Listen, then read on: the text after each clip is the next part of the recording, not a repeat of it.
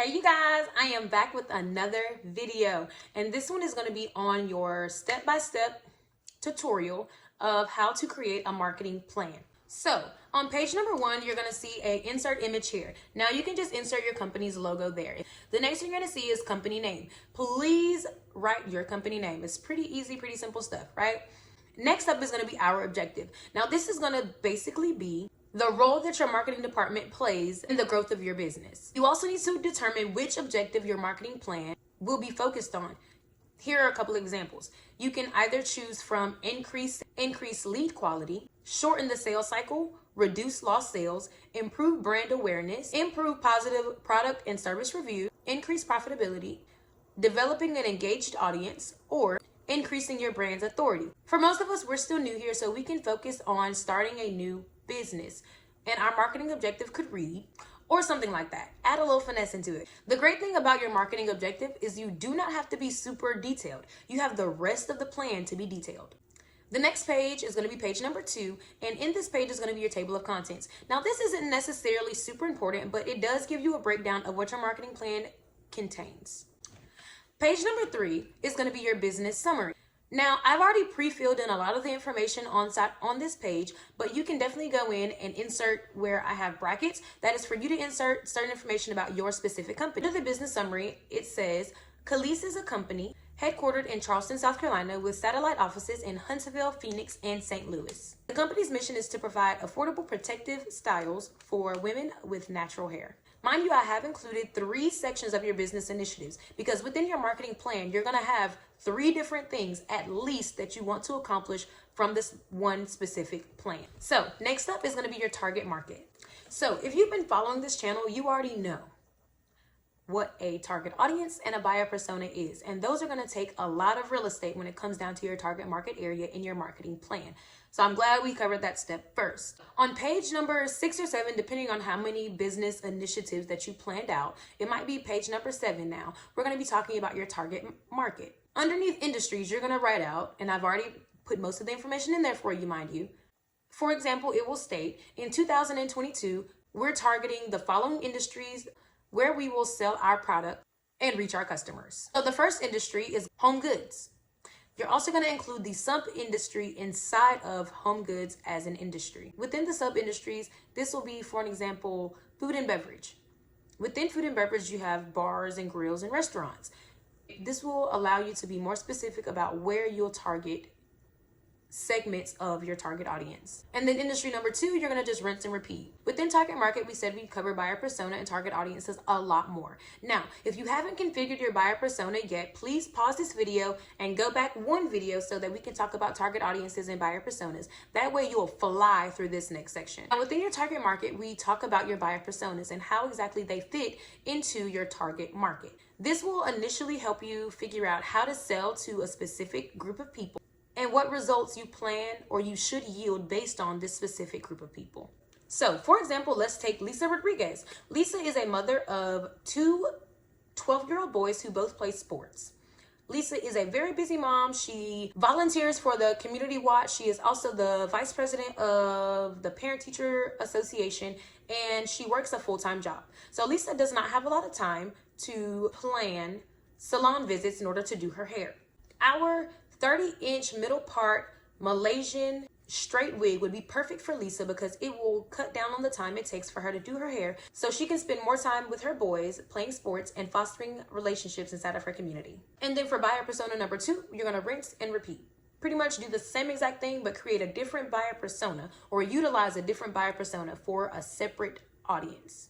So up next, after we do our buyer personas, is going to be our competitor analysis. Now, I know that we've talked about competitors a lot, but it's super important that you guys understand what your competitor is, who they are, and exactly why they're competing or why they're considered a competitor to you. Social media is always at the forefront of everyone's minds. How many likes, how many followers, what your engagement looks like. But in this specific section of competitor analysis, we're going to break down your competitors to the skin and bones. This analysis is for seeing exactly where you compare inside of this chart. So let's say that we're selling candles and your first competitor that you put down was Yankee Candle. On your competitor analysis, you're going to make sure you're going to write down the products you guys compete with. So let's say you sell the exact same candle.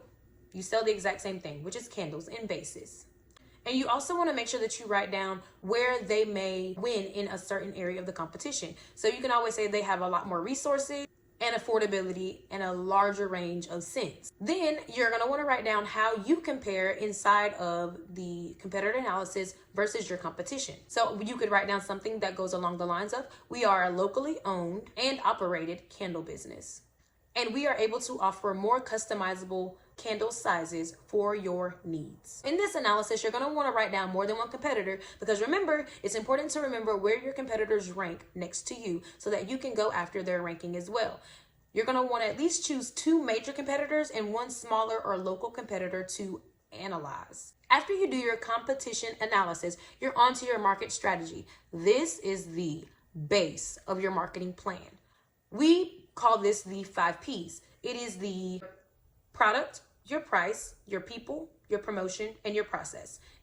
I'm gonna break those down for you. So the first one is gonna be your product. So in this section, you'll begin telling us exactly what your product or service is or does. You'll also go in explaining exactly what problem it solves. You also want to make sure that you talk to us about what makes your product different than any other product like it on the market. The next P is price. So within this area, you want to write down what the price is, what your profit margins are, is it a reasonable or realistic pricing, and will you run any promotional, seasonal, or discounted pricing. Number 3 is going to be promotion. Now, this is going to be a lot deeper than just posting a blog or posting a TikTok. It is going to be essentially asking you how you're going to drive brand awareness to this specific product. Number 4 is going to be people. Now, within the people, you already told us about your team. So now you're going to do a more extensive breakdown into what your team does and what they're responsible for. If your chart doesn't look anything like this, it's okay. You can always redraw it or repurpose it into a different area. And then last but not least, process. You want to make sure that you're able to give the product or service to your customer. But what are the steps between you marketing your product and your customer getting your product? For example, you own a clothing boutique. Let's just say your customer went to your site and added a dress. So she checked out with the dress, purchased the dress. What is going to happen in the back end after ordering a dress from you? So it could look something like order completed, a confirmation email is sent, you process the order, you send a personal message. You record the packaging of the order and post it on Instagram, TikTok, or Pinterest to create buzz about someone actually ordering your product. After packing the order, you send an email. You can also drop the package off to mailing system that you use.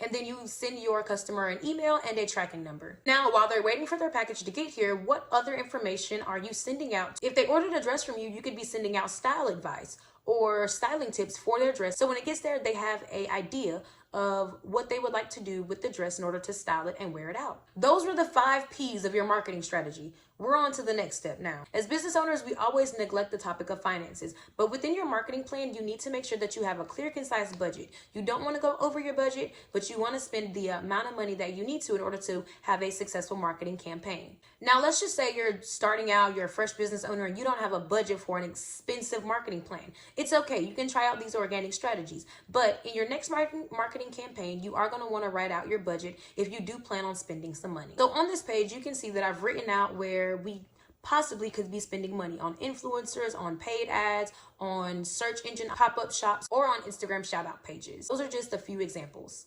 And last but not least, we're going to talk about marketing channels. Now, in your marketing channels area, I've already pre-filled out a lot of the information for you guys. So just fill in where you need to edit certain information. But my marketing plan is going to read something like this. Over the course of 2023, we will launch and rev up the use of our social media channels for educating our customers, generating leads, and developing brand awareness. We will be utilizing the platforms of webinars and Pinterest.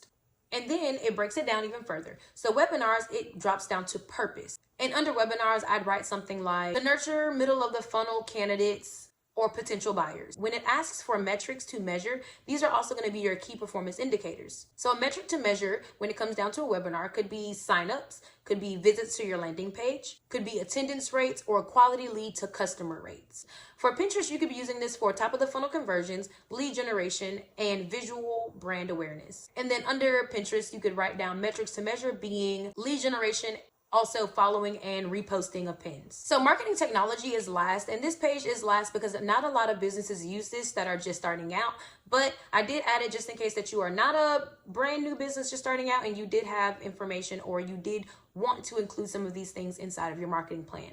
Now, this is just a simple breakdown of any and all technology we'll be using in order to accomplish our goals.